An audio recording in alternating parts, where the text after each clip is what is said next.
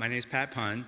I've known John for quite some time, and I'll have to confess, John, that when we first met together a couple years ago about the possibility of me joining Fellows, I really wasn't that super interested, and I have to confess that I was pretty skeptical about how Fellows would help me both from a work and a spiritual perspective.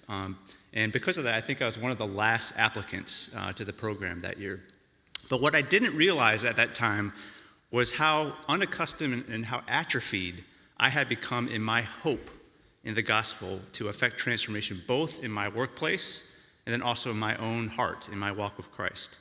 So first, from a work perspective, I was established in my career as a doctor and a clinical researcher at Duke in the VA, and I felt like I was doing as well as I could be in that.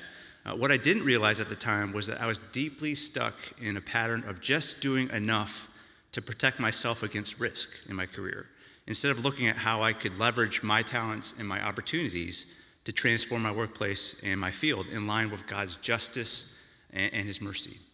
And then from a faith perspective, I felt like I already had a lot of knowledge about how to have a Christian worldview at work.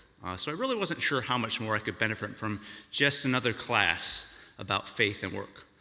What I didn't realize was how inward focused I had become in my faith and how hardened I was in my ability to have compassion and generosity towards the world around me.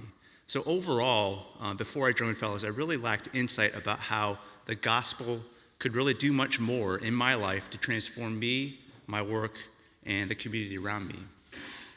But my time in Triangle Fellows has I'm so glad that I decided to apply. And my time in Fellows not only revealed to me new areas of brokenness, it restored in me really a fresh sense of hope.